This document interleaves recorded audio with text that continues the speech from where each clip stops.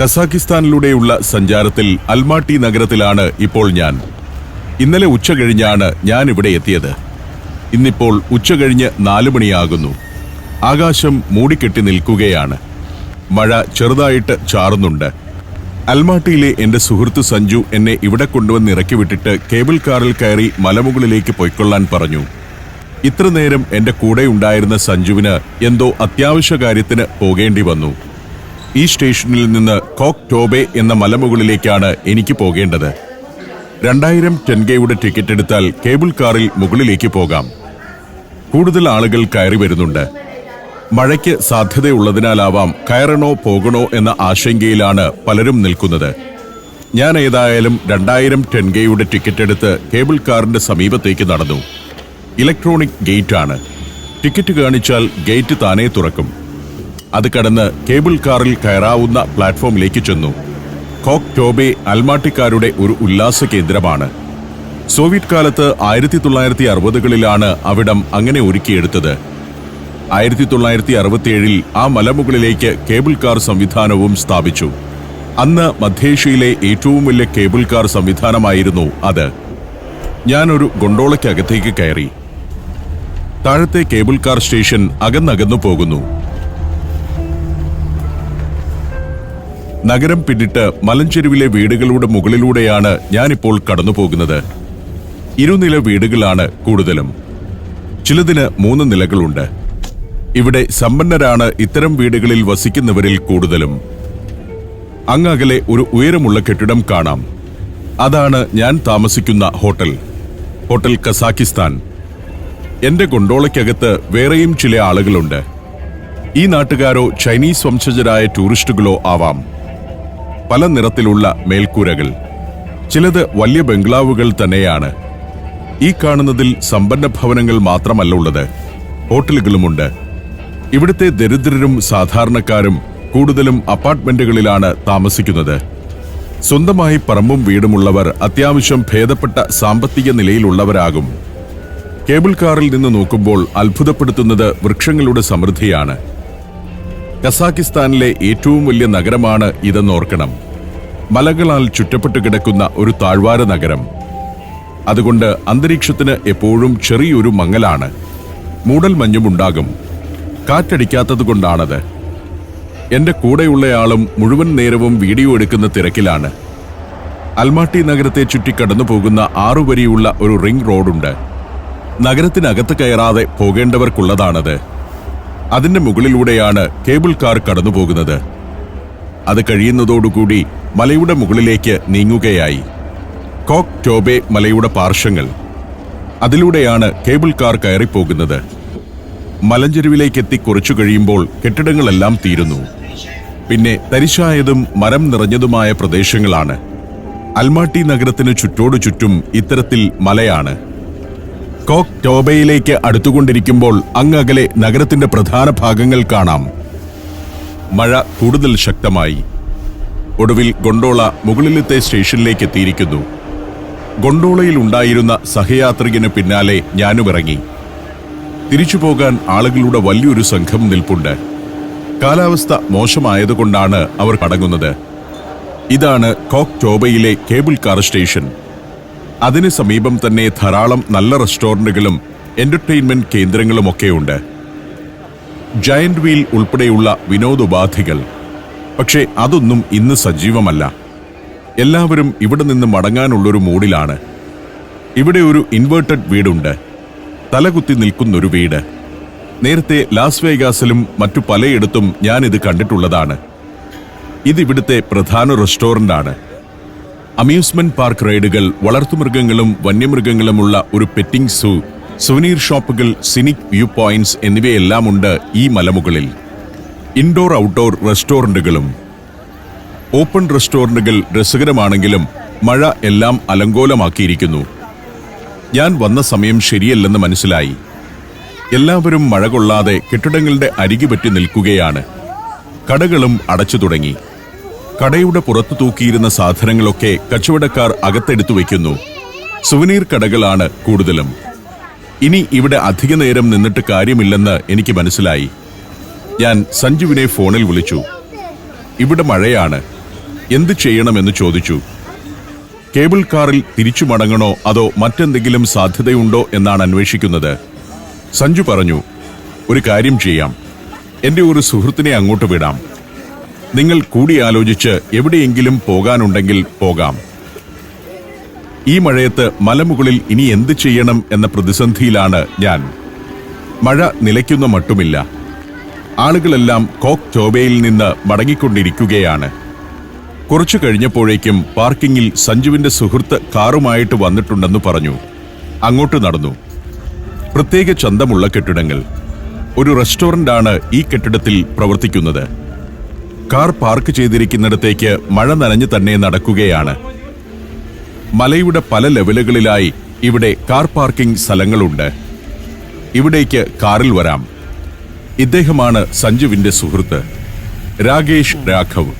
സഞ്ജു പറഞ്ഞതനുസരിച്ച് എന്നെ കൂട്ടിക്കൊണ്ടു പോകാൻ വന്ന മറ്റൊരു മലയാളി. രാകേഷിന് ഒരു കഥയുണ്ട്. രസകരമായ കഥയാണ്. കോഴിക്കോട് ജില്ലക്കാരനാണ് രാകേഷ്. ഇപ്പോൾ ഞങ്ങൾ മലയിറങ്ങുകയാണ്. കേബിൾ കാറിൽ യാത്ര ചെയ്തപ്പോൾ ഇത്രയും കയറിയെന്ന് തോന്നിയിരുന്നില്ല. വളഞ്ഞ പുളഞ്ഞ പാതയിലൂടെ രസകരമായൊരു യാത്രയാണ് ഈ മലയിറക്കം. ഒരു വനപ്രദേശത്തു കൂടി പോവുകയാണെന്നേ തോന്നൂ. അൽമാട്ടി നഗരത്തിന്റെ ഭാഗം തന്നെയാണ് ഇവിടമെല്ലാം. രസകരമാണ് കാഴ്ച. ധാരാളം വൃക്ഷങ്ങളാൽ സമൃദ്ധമാണ് ഇവിടുത്തെയൊക്കെ നഗരങ്ങൾ. നഗരം വനത്തിലേക്ക് വന്ന് ലയിച്ചു ചേരുന്നൊരു കാഴ്ചയാണ് മലയിറങ്ങുമ്പോൾ കാണുന്നത്. ഇടയ്ക്ക് കാർ നിർത്തി. രാകേഷ് പുറത്തിറങ്ങി. കാർ കോക്ക് ടോബെ മലയിലേക്ക് കയറ്റിയതിനുള്ള ഫീസ് നൽകണം. അത് അവിടെ ഒരു മെഷീനിൽ കൊണ്ടുപോയി അടച്ചാൽ മതി. രാകേഷ് കാറിൽ നിന്നും കാശ് നൽകി. അതിന്റെ സ്ലിപ്പ് ഗേറ്റിൽ കാണിച്ചാലേ പുറത്തിറങ്ങാൻ പറ്റൂ. പണമടയ്ക്കുന്ന സംവിധാനമെല്ലാം മെക്കനൈസ്ഡ് ആണ്. ഇവിടെയാണ് സ്ലിപ്പ് കാണിക്കേണ്ടത്. കാറിൽ നിന്നിറങ്ങേണ്ടതില്ല. ഒരു സെക്യൂരിറ്റി ജീവനക്കാരനുണ്ട്. അയാളുടെ കയ്യിൽ കൊടുത്താൽ മതി. ടിക്കറ്റ് മെഷീനിലിടുമ്പോൾ ഗേറ്റ് തുറന്നു കിട്ടും. ഒരു ഭാഗത്ത് കുറെ ബസ്സുകൾ വന്ന് കിടക്കുന്നുണ്ട്. സിറ്റി ബസ്സുകൾ വന്ന് നിൽക്കുന്നൊരു സ്ഥലമാണിത്. ഇവിടം വരെ ബസ്സുകൾ വരൂ. ഇവിടെ നിന്ന് മലമുകളിലേക്ക് നടന്നു പോകണം. അല്ലെങ്കിൽ മുകളിലേക്ക് സർവീസ് നടത്തുന്ന മിനി ബസ്സുകളിൽ കയറാം. അതുമല്ലെങ്കിൽ സ്വന്തം കാറിൽ മുകളിലേക്ക് പോകാം. ഞങ്ങൾ കോക്ക് ടോബയിൽ നിന്ന് മടങ്ങുമ്പോൾ ഇനി എന്ത് എന്നുള്ളതാണ് ചോദ്യം. മഴയാണ്, ഒന്നും കാണാനില്ല. അപ്പോഴാണ് രാകേഷ് ഒരു കാര്യം പറഞ്ഞത്. ഷിംബുലാക്ക് എന്നൊരു സ്കീയിങ് റിസോർട്ടുണ്ട്. അങ്ങോട്ട് പോയാലോ എന്ന് ചോദിച്ചു. ശരി, അവിടേക്ക് പോകാമെന്നായി ഞാൻ. ചിലപ്പോൾ അവിടെ മഴ കുറവാണെങ്കിലോ എന്ന പ്രതീക്ഷയുമുണ്ട്. ഒരു കേബിൾ കാറിൽ കയറി വേണം ഷിംബുലാക്കിലേക്ക് എത്താൻ. ഗംഭീര സ്ഥലമാണ്. പക്ഷേ അങ്ങോട്ടെത്താൻ കുറച്ചു സമയം വേണം. പോയി നോക്കുക തന്നെ. അങ്ങോട്ട് പോകുമ്പോൾ രാകേഷ് തന്റെ കഥ പറഞ്ഞു. 1995 രാകേഷ് ഇവിടെ വരുന്നത്. മെഡിസിൻ പഠിക്കാൻ വേണ്ടിയായിരുന്നു അൽമാട്ടിയിലെത്തിയത്. കുറെ പഠിച്ചു കഴിഞ്ഞപ്പോൾ രാകേഷിന് ഒരു കാര്യം മനസ്സിലായി. മെഡിസിൻ പഠനമല്ല തന്റെ വഴി. അത് നമ്മുടെ മേഖലയല്ല. അങ്ങനെ പഠനം നടത്തിക്കൊണ്ടിരിക്കെ തന്നെ അദ്ദേഹം പല തൊഴിലുകളിലേക്ക് തിരിഞ്ഞു. താൻ മെഡിസിൻ പഠനം നിർത്തുകയാണെന്നും പകരം ഇവിടെ ഒരു ജോലിക്ക് ശ്രമിക്കുകയാണെന്നും വീട്ടുകാരെയും അറിയിച്ചു. അങ്ങനെ ഇദ്ദേഹം ഇവിടെ പല ജോലികൾ ചെയ്തു. ലോജിസ്റ്റിക് ആണ് ഇപ്പോൾ ഇദ്ദേഹത്തിന്റെ പ്രധാന തൊഴിൽ മേഖല. ചൈന ഉൾപ്പെടെയുള്ള രാജ്യങ്ങളിൽ നിന്നും വമ്പൻ മെഷീനറികൾ മുതൽ പ്രീ ഫാബ്രിക്കേറ്റഡ് ആയ ഫാക്ടറികൾ വരെ ട്രാൻസ്പോർട്ട് ചെയ്യുന്ന കമ്പനിയാണ് ഇവരുടേത്. കസാഖിസ്ഥാന് പുറമെ ഉസ്ബെക്കിസ്ഥാൻ, കിർഗിസ്ഥാൻ, റഷ്യ തുടങ്ങിയ രാജ്യങ്ങളിലേക്കെല്ലാം അത്തരം ചരക്കുകൾ എത്തിക്കുന്നു. വമ്പൻ വിൻഡ് മില്ലുകൾ വരെ ട്രാൻസ്പോർട്ട് ചെയ്യാറുണ്ട്. വിൻഡ് മില്ലുകൾക്ക് 105 മീറ്റർ വരെ നീളമുള്ള ബ്ലേഡുകളുണ്ട്. അതായത് സാധാരണ ഒരു ട്രക്കിൽ കൊള്ളാത്ത കൂറ്റൻ ചരക്കുകൾ ട്രാൻസ്പോർട്ട് ചെയ്യുന്ന കമ്പനിയാണ് ഇവരുടേത്. അതിൽ സ്പെഷ്യലൈസ് ചെയ്തിരിക്കുകയാണ്. അതുകൊണ്ട് ഇദ്ദേഹത്തിന് കസാഖിസ്ഥാനും ഉസ്ബെക്കിസ്ഥാനും ഉൾപ്പെടെ പല രാജ്യങ്ങളിലും പറന്നു നടന്ന് ജോലി ചെയ്യേണ്ടി വരും. അതാണ് തന്റെ ജോലിയെന്ന് രാകേഷ് പറഞ്ഞു. എത്രയോ മലയാളികൾ ഇങ്ങനെയുള്ള രാജ്യങ്ങളിൽ വളരെ വ്യത്യസ്തമായ ജോലികൾ ചെയ്തു ജീവിക്കുന്നു. അൽമാട്ടിയിൽ തന്നെ 40ഓളം മലയാളികളുണ്ട്. അവരെല്ലാം തമ്മിൽ നല്ല സഹകരണവുമുണ്ട്. ഇപ്പോൾ വലതുവശത്തൊരു ഹോട്ടൽ കാണാം. ഇത് റോയൽ ടുലിപ്പ് ഹോട്ടലാണ്. പണ്ട് ലാൽ ജോസും ബൈജുവൻ നായരും ഒക്കെ കൂടി റോഡ് മാർഗം ലണ്ടനിലേക്ക് പോയപ്പോൾ ആ ഹോട്ടലിൽ ഒരു രാത്രി താമസിച്ചിരുന്നു. ഷിംബുലാക് സ്കീ റിസോർട്ടിലേക്ക് പോകുമ്പോൾ ഇവിടെ സമ്പന്നരുടെ താമസയിടങ്ങളും മറ്റുമാണ് കാണുന്നത്. ഇടതുവശത്ത് ചില രാജ്യങ്ങളുടെ കോൺസുലേറ്റുകളുമുണ്ട്. തായ്ലൻഡിന്റെ കോൺസുലേറ്റ് ഒക്കെ ഈ ഭാഗത്താണ്. കുറെ ദൂരം ഓടി. ഒരിടത്തെത്തുമ്പോൾ വഴിയിൽ വേലി കെട്ടിവെച്ചിരിക്കുന്നു. ഉരുക്കുകൊണ്ടുള്ള വമ്പൻ ഗ്രില്ല് പോലത്തെ വേലി. ഇത് മുൻപ് കണ്ടിട്ടില്ലാത്ത സംവിധാനമാണ്. ഈ ഭാഗത്ത് പിന്നിൽ കൂറ്റൻ മഞ്ഞുമലകളാണ് വിന്ററിൽ ഉണ്ടാവുക. ശൈത്യം കനക്കുമ്പോൾ ചിലപ്പോൾ അത് ഇടിഞ്ഞു പോരും. നഗരത്തെ മൂടാൻ കെൽപ്പുള്ള ഹിമപ്രവാഹമായിരിക്കും അത്. ആ മഞ്ഞുമലയിടിച്ചിലിനെ പ്രൊട്ടക്ട് ചെയ്യാൻ വേണ്ടിയുള്ളതാണ് അവലാഞ്ച് ബാരിയർ. അതിനുവേണ്ടിയുള്ള കോട്ട പോലെ 2 സംവിധാനങ്ങളാണ്. അതിൽ രണ്ടാമത്തെ കോട്ടയാണ് ഇപ്പോൾ കടന്നത്. ശൈത്യകാലത്ത് നല്ല കനത്തിൽ മഞ്ഞു മൂടിപ്പോകുന്ന സ്ഥലങ്ങളാണ് ഇതെല്ലാം.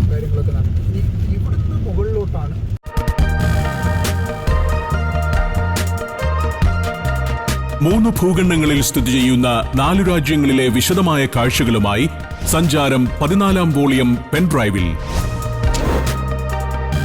Azerbaijan, Indonesia, Tajikistan, Peru. Sancharam volume number 14. Pen drive വില 4000 രൂപ. ഫുൾ HD-യിലുള്ള ഈ അപൂർവ ദൃശ്യയാത്രാ വിവരണ ശേഖരം സ്വന്തമാക്കാൻ 99544422 എന്ന നമ്പറിലേക്ക് സഞ്ചാരം എന്ന് SMS ചെയ്യൂ. അങ്ങനെ ഞങ്ങൾ ഷിംബുലാക്കിലേക്ക് എത്തി. ഇവിടെയും കാലാവസ്ഥ മോശം തന്നെയാണ്. ഇതാണ് ഷിംബുലാക്കിലെ കേബിൾ കാർ സ്റ്റേഷൻ. ഇവിടെ കാർ പാർക്ക് ചെയ്ത് 3 കേബിൾ കാറുകൾ മാറിക്കയറിയെങ്കിലേ മഞ്ഞുമലയുടെ ഏറ്റവും മുകളിലേക്ക് എത്തുകയുള്ളൂ. അവിടെയാണ് സ്കീ റിസോർട്ട്. ഈ ചാറ്റൽ മഴയത്ത് മുകളിൽ പോയാൽ ഷൂട്ടിംഗ് സാധ്യമാവണമെന്നില്ല. കാലാവസ്ഥ വളരെ മോശം. കേബിൾ കാർ ഇപ്പോഴും കൊടുമുടിയുടെ മുകളിലേക്ക് ഓടുന്നുണ്ട്. പാതയെ ക്രോസ് ചെയ്ത് അത് നീങ്ങുന്നത് കാണാം. പക്ഷേ ഇന്ന് മഴയായതുകൊണ്ട് ചിത്രീകരണത്തിൽ നീതി പുലർത്താൻ കഴിയില്ല. ഈ കാലാവസ്ഥയിൽ അവിടെ ആളുകളും ഉണ്ടാവില്ല. മൊത്തം വിരസമായിരിക്കും. അതുകൊണ്ട് അതിന്റെ പാർക്കിങ്ങിലൊന്ന് വട്ടം കറങ്ങി ഞങ്ങൾ കേബിൾ കാർ സ്റ്റേഷനിൽ നിന്ന് മടക്കയാത്ര ആരംഭിച്ചു. മടങ്ങുമ്പോഴും രസകരമായ കാഴ്ചയാണ്. പഴുത്ത ഇലകളുമായി മലഞ്ചെരുവിൽ നിൽക്കുന്ന മരങ്ങൾ അതിമനോഹരമായ ദൃശ്യമൊരുക്കുന്നു. യൂറോപ്യൻ കാലാവസ്ഥയാണല്ലോ മധ്യേഷ്യ മുഴുവൻ. അതിഗംഭീരമായ കാഴ്ചകൾ. മഴ കനക്കുകയാണ്. ഇനി എന്ത് ചെയ്യാമെന്ന് ആലോചിച്ചു. പോകുന്ന വഴിക്ക് ദോസ്തിക് പ്ലാസ എന്ന വമ്പനൊരു മാളുണ്ട്. അവിടെ ഒന്ന് കയറാമെന്ന് തീരുമാനിച്ചു. ഇൻഡോറിലെ എന്തെങ്കിലും ചെയ്യാൻ പറ്റുകയുള്ളൂവല്ലോ. മഴയത്ത് പുറത്തിറങ്ങി ഒന്നും ഷൂട്ട് ചെയ്യാൻ പറ്റുകയില്ല. അവിടേക്ക് രാകേഷ് വണ്ടി വിട്ടു. നഗരവാസികളും ടൂറിസ്റ്റുകളുമെല്ലാം എത്തുന്ന വലിയൊരു മാൾ. ബ്രാൻഡഡും നോൺ ബ്രാൻഡഡുമായ ഉൽപ്പന്നങ്ങൾ വിൽക്കുന്ന നിരവധി ഷോപ്പുകളാണ് ഇതിലുള്ളത്. ഭൂഗർഭത്തിലെ അതിന്റെ പാർക്കിങ്ങിലേക്ക് ചെന്നു. ആയിരക്കണക്കിന് കാറുകൾ നിർത്തിയിടാവുന്ന 3-4 നിലകളുള്ള പാർക്കിംഗ് ഏരിയയാണ്. അവിടെ ഒരിടത്ത് കാർ നിർത്തിയിറങ്ങി. മാളിലേക്ക് കയറി ചെന്നു. മനോഹരമായി രൂപകൽപ്പന ചെയ്ത ഒരു മാൾ. 200-ലധികം ഷോപ്പുകളുണ്ട് ഇവിടെ. ലോകത്തിലെ ഏറ്റവും മികച്ച മാളുകളിലൊന്നു തന്നെയാണെന്ന് തോന്നും. പക്ഷേ മലയാളികൾക്കിപ്പോൾ മാളുകൾ വലിയ അത്ഭുതമൊന്നുമല്ല. നമ്മുടെ നാട്ടിലും വമ്പൻ മാളുകൾ വന്നുകഴിഞ്ഞു. എങ്കിലും അതിൽ നിന്ന് വ്യത്യസ്തമായി ഈ മാളുകളിലൊക്കെ സമ്പന്നർക്ക് വേണ്ടി മാത്രമുള്ള സാധനങ്ങളാണുള്ളതെന്ന് തോന്നും. അതുപോലെ ബ്രാൻഡഡ് സാധനങ്ങളാണ് കൂടുതലും. ഇന്റർനാഷണൽ ചെയിൻ റെസ്റ്റോറന്റുകൾ, ഫാഷൻ വസ്ത്രങ്ങളുടെ വമ്പൻ ബ്രാൻഡുകൾ. ലോകോത്തരമായ ഷോപ്പിംഗ് അനുഭവം അൽമാട്ടിക്കാർക്ക് നൽകുകയാണ് ഈ മാൾ. 3 നിലകളാണ് മാളിനുള്ളത്. ഏറ്റവും മുകളിലത്തെ നില എന്റർടൈൻമെന്റ് ഏരിയയാണ്. അങ്ങോട്ട് പോകാൻ തീരുമാനിച്ചു. 1,34,000 ചതുരശ്ര മീറ്ററിൽ വ്യാപിച്ചു കിടക്കുന്ന വമ്പൻ മാളാണ്. ഒരു ഭാഗത്ത് വ്യത്യസ്തമായ റെസ്റ്റോറന്റുകൾ. ലക്കി യു എന്നത് ചൈനീസ് റെസ്റ്റോറന്റ് ആണ്. വേറൊരു ഭാഗത്തേക്ക് ചെല്ലുമ്പോൾ സിനിമാക്സ് എന്ന മൾട്ടിപ്ലക്സ്. കുറെ സ്ക്രീനുകളുണ്ട് അവിടെ. അതിനകത്ത് കയറിയിട്ട് കാര്യമില്ല എന്നതിനാൽ ഒഴിവാക്കുകയാണ്. വേറൊരു സ്ഥലത്ത് ഫങ്കി ടൗൺ എന്ന കുട്ടികളുടെ ഒരു അമ്യൂസ്മെന്റ് പാർക്കുണ്ട്. കുറേയേറെ റൈഡുകളുമായി കുട്ടികളെ രസിപ്പിക്കുന്ന വലിയൊരു കേന്ദ്രം. അതിനകത്തേക്ക് കയറി ചെന്നു. കുറേ കുട്ടികളുണ്ട്. മഴയത്ത് പുറത്തെ എന്റർടൈൻമെന്റ് എല്ലാം നിലയ്ക്കുമ്പോൾ ആളുകൾ മാളുകളിലേക്ക് വരുമല്ലോ. അതുകൊണ്ട് നല്ല തിരക്കാണിവിടെ. ഫങ്കി ടൗണിൽ മുതിർന്നവരും കുട്ടികളുമെല്ലാം കയറിയിട്ടുണ്ട്. പല പല റൈഡുകൾ, എല്ലാം ഫ്രഷാണ്, പുതിയതുപോലെ ഇരിക്കുന്നു. കുട്ടികൾക്കും മുതിർന്നവർക്കും ഇതിലൊക്കെ കയറാമെന്ന് തോന്നുന്നു. കുറേ നേരം അതൊക്കെ കണ്ടു നടന്നു ഞാൻ. വേറൊന്നും ചെയ്യാനില്ലല്ലോ. 2016 നവംബറിലാണ് ഫങ്കി ടൗൺ ഈ മാളിൽ പ്രവർത്തനം തുടങ്ങിയത്. 9 റൈഡുകളും 60 ഗെയിമിംഗ് മെഷീനുകളുമുണ്ട് ഇവിടെ. ഇറ്റലി, സ്പെയിൻ, UK, USA എന്നിവിടങ്ങളിൽ നിർമ്മിച്ചവയാണ് ഇവിടുത്തെ ഉപകരണങ്ങളെല്ലാം. കുട്ടികൾക്ക് ഇതിലൊക്കെ താല്പര്യം കുറഞ്ഞോ എന്ന സംശയം തോന്നും. പല റൈഡിലും ആളില്ല. കാലം മാറുന്നതിനനുസരിച്ച് കുട്ടികളുടെ അഭിരുചികളും മാറുന്നുണ്ട്.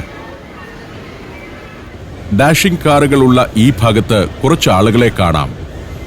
ചിലതിൽ മുതിർന്നവരും കൂടെയിരുന്ന് കുട്ടികളെ ഡ്രൈവിംഗ് പഠിപ്പിക്കുകയാണ്. മറ്റു പലയിടത്തും ഇത് തമ്മിൽ കൂട്ടിയിടിപ്പിക്കുന്നതാണ് വിനോദം. എന്നാൽ ഇവിടെ കാറുകൾ പരസ്പരം മുട്ടാതെ എല്ലാവരും ശ്രദ്ധയോടെ കളിക്കുന്നു. ഇവിടെ വെച്ച് വീണ്ടും ഒരു മലയാളി കുടുംബത്തെ പരിചയപ്പെട്ടു.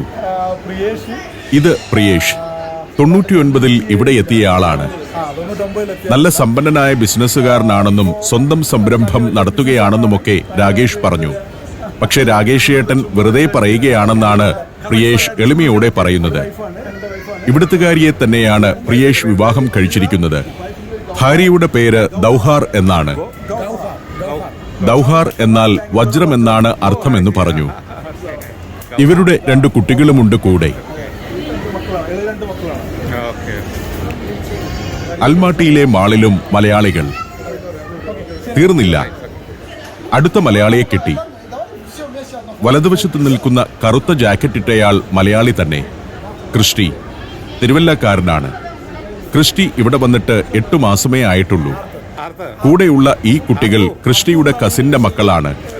ഇവരുടെ അമ്മ താഴെ ഷോപ്പ് ചെയ്യുന്നുണ്ട്. രാകേഷിനെ ഫോൺ വിളിച്ചപ്പോൾ ഇവിടെ ഉണ്ടെന്നറിഞ്ഞ് ഇവർ വന്നതാണ് ഇങ്ങോട്ട്. ഇവന്റെ പേര് ആർദർ എന്നാണ്. 5ാം ക്ലാസ്സിൽ പഠിക്കുന്നു. അലീസിയ എന്നാണ് പെൺകുട്ടിയുടെ പേര്. അവൾ 8ാം ക്ലാസ്സിലാണ് പഠിക്കുന്നത്. ഇവരുടെ അച്ഛന്റെ പേര് അരുൺ എന്നാണ്. അദ്ദേഹം പത്തനംതിട്ടക്കാരനാണ്. 1995-ൽ ഇവിടെ വന്നതാണ് അരുൺ. അദ്ദേഹവും ഇവിടുത്തുകാരിയെയാണ് വിവാഹം കഴിച്ചത്. ഇതൊക്കെയാണ് ഇവരുടെ വിശേഷങ്ങൾ. ഇവിടെ വരുന്ന മലയാളി യുവാക്കളിൽ വലിയൊരു ശതമാനവും ഇവിടുന്ന് തന്നെ വിവാഹം കഴിക്കുന്നു. അച്ഛൻ മലയാളിയും അമ്മ ഈ നാട്ടുകാരിയുമായ കുട്ടികൾ. അവർക്ക് മലയാളം കേട്ടാൽ കഷ്ടിച്ചു മനസ്സിലാവും.